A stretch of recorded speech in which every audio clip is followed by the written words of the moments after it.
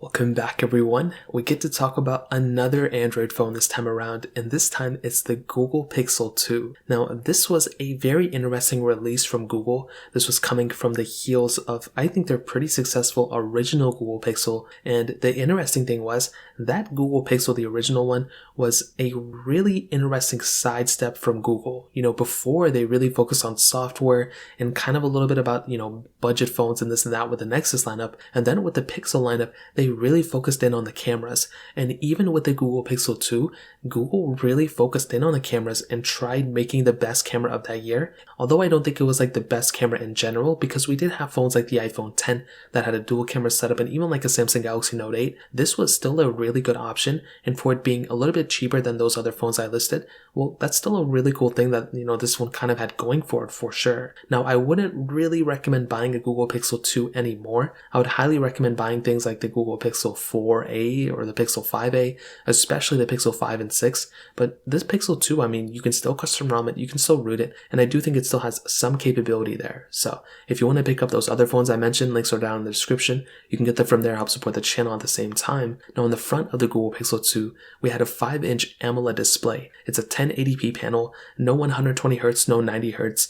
But we also did have a lot of bezel around this phone too. Now, we did have a front-facing speaker set, which was really nice, but we did have pretty thick bezels. It didn't go around the phone, it just kind of was the top and the bottom. The bezels are, on the sides of the phone were pretty thin, but the top bezel was big, the bottom bezel was big, and it really doesn't look super new right now. It does look pretty dated, but I do like the fact that they slimmed down the bezels on the side, and I like the fact that they added some front-facing speakers, so it made it look a little bit better in that way. It kind of looks like a gaming console, to be honest now. But in terms of the bezels, I'm not really that big of a fan of it, but this phone came out in 2017, which honestly there's no excuse either. But the Pixel 2 XL looked much better than this phone for sure. Now on the bottom we have that USB Type-C port, which is really cool, and on the back we had this aluminum back and aluminum frame, which was nice, and we had a little bit of a glass back up top a little bit. Maybe it was like shiny plastic or something, I'm not too sure, but overall the phone felt kind of premium. It didn't feel cheap. But again, when I looked at the phones like the Galaxy S8 that came out early 2017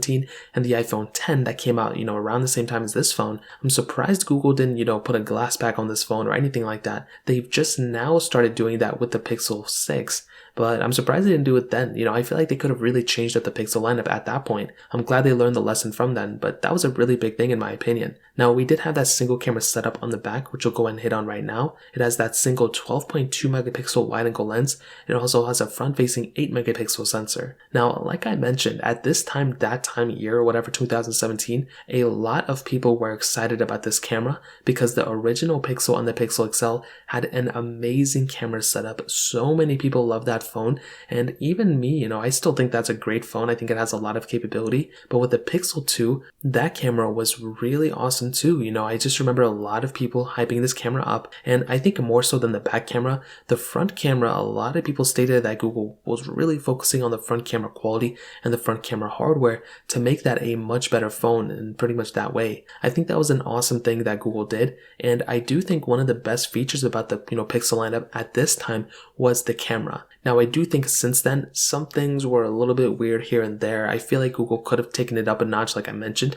but I do think with the Google Pixel, 2, I think this camera is still pretty decent. It doesn't really have too many features, but I do think the biggest downgrade is the lack of 4K at 60 on the back. No 1080p at 60 or 4K at 60 on the front, which is pretty common for 2017 phones. But I also do think with the lack of any sensors, they only put one wide-angle lens. Nowadays, we do have telephoto lenses and ultra-wide sensors and all that stuff, and the fact that we didn't have it on this phone kind of makes me feel like this one's a little bit outdated. It's nothing bad or anything, but it is one of those things to keep in mind. So in terms of that pretty much covers it up. Now, in terms of the overall software and longevity, another big thing about this type of phone is that it was stock Android, and that was one of my favorite things about this, Android phone at that time. I love stock Android. I don't like a lot of bloatware, but I also like having, a lot of software updates. And with the Pixel 2, you actually did get a lot of updates, which was cool. And one of my most favorite things that I did probably like 2 years ago or a year ago now at this point was that when Android 11 came out for this thing, I was actually able to install it day one, which was awesome in terms of the beta. There was the developer beta that came out for this thing,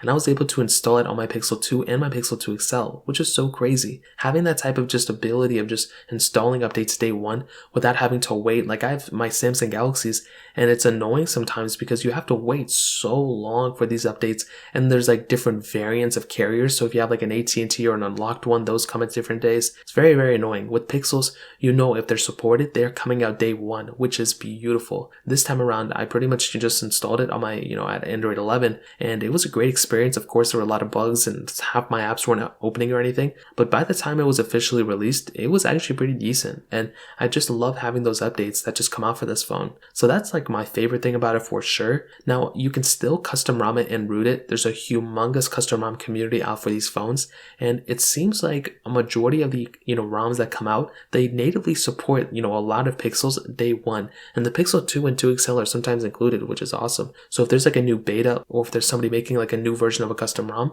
they sometimes support basically all the Pixels, which is so cool. Sometimes there's very little Samsung Galaxy phones that are supported. OnePlus is one of those manufacturers that, are support all the time too, but it's really cool having that type of capability for this type of phone. So in terms of the overall software, that covers it up there. Now in terms of the performance, this device has that Qualcomm Snapdragon 835 chipset inside and 4GB of RAM on each of the models that this phone came out with. And like I mentioned at this time, I'm saying it now, this phone had a really good performing chipset. I think at that time, it was the best chipset of that year. The Snapdragon 835, if we're not counting the A11 Bionic, which was also amazing. And this thing had 4GB of RAM, which was pretty good. I don't think that any of the 2017 phones besides the iPhone 10 were amazingly crazy or they weren't like insane. I think that's okay. I think that was kind of what happens when you get, this close to 2018, especially 2019, when a lot of phones were starting to ramp up, and those were amazing phones too. 2017 was a year of basically hardware, physical changes, and I think this phone still performs pretty well. I don't want to sit here and say it's like amazing. It's really not that great of a performing phone.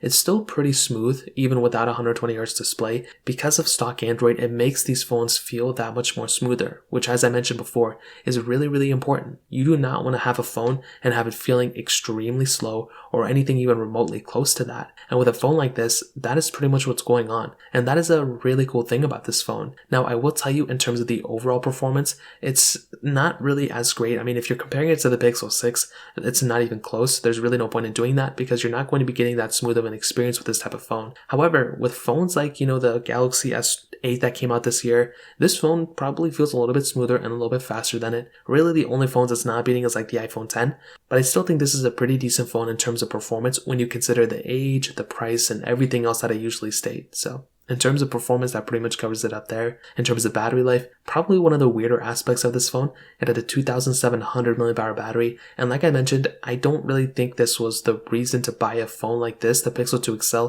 had a much bigger size battery, which made it that much better. With this phone, it was cool that it had a battery, that, kind of worked, but I probably wouldn't recommend it. Like, it wouldn't be the reason I would pick up this phone. I think that's the best way to put it. So in terms of the overall battery life, that's pretty much what I would say here. And to be honest, I think the Google Pixel 2, I think is still an interesting phone. I think it still has a lot of capability. However, if you're not willing to custom ROM this phone, there really isn't any reason to pick it up. It's already kind of outdated. Yeah, it's still pretty decent in terms of things it can do.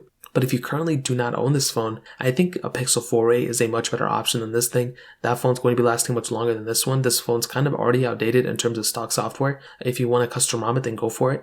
But a Pixel 4a, a Pixel 5a, those are phones I would highly recommend. This phone is good, but those ones are much better, and I would recommend buying those over this one. So that pretty much covers it up. If you guys have any other questions or anything like that, let me know in the comment section below. Hit the like button, that would mean so much, but definitely hit that subscribe button. More importantly than everything else, I love every single one of you guys. Hopefully I'll catch you guys in the next video. Peace out till then.